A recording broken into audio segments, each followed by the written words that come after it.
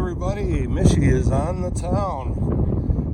Just wrapped up the St. Patrick's Day parade. Obviously, you won't see this on the same day I'm doing it. But I am at Riverside Park in Detroit. We are on the banks of the Detroit River. And this park, back in the day, I hate to say it, but if we were to go over here and go for a dive down there, I can't even begin to tell you how many cars are probably still down there. Various manual hole punchers, shall we say. This was the place back in the 70s and 80s to come ditch what you didn't want the police to find. And I got buddies on the underwater recovery team, or we're on the underwater recovery team with Detroit, that could tell you it's almost like an automobile museum, and a military museum down there, because there's lots of cannons and muskets and other things down there too that they won't let them bring up. But here we are looking across the river at Windsor, Ontario, and here, let me pan back out. This is the Ambassador Bridge, which connects Detroit to Canada, or Detroit across to Canada. And there we go, I'll zoom in for you. Here's a little bit of our skyline. And some things are changing here. This building right here, that is the Renaissance Center. Dan Gilbert and Bedrock Group have purchased that building, and eventually their plan is to eliminate the two towers here by the water, leaving the center and the ones behind it there, which, in my honest opinion, is gonna not only, it's gonna ruin the skyline of Detroit, and it's also gonna ruin a symbol of Detroit, because everything you see with Detroit has the Renaissance Center in there. And right here, that taller building, not the white one, but the one behind it, that's the Penobscot building. Actually, I believe it's still the oldest high-rise building in Detroit. Now, if we pan over here a little bit further, there's Curtis Randolph. That is the Detroit Fire Department boat, which is docked here.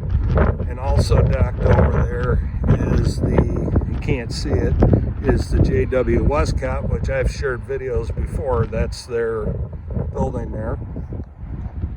The only zip code in the United States that is a boat on the river.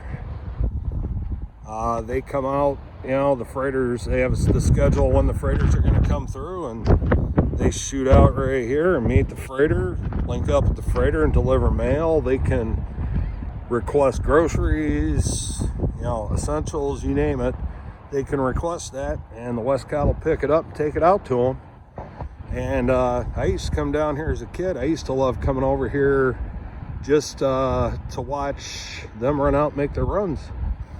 Now, the Ambassador Bridge here, a little bit of history for you, or fact for you, is the busiest international crossing between Canada and the United States as far as commerce goes. And down that way, right next to the Renaissance Center, there's also a tunnel that goes back and forth between Canada and the United States that they don't allow truck traffic. It's not big enough, but there's a lot of passenger traffic. And yeah, there's Windsor for you.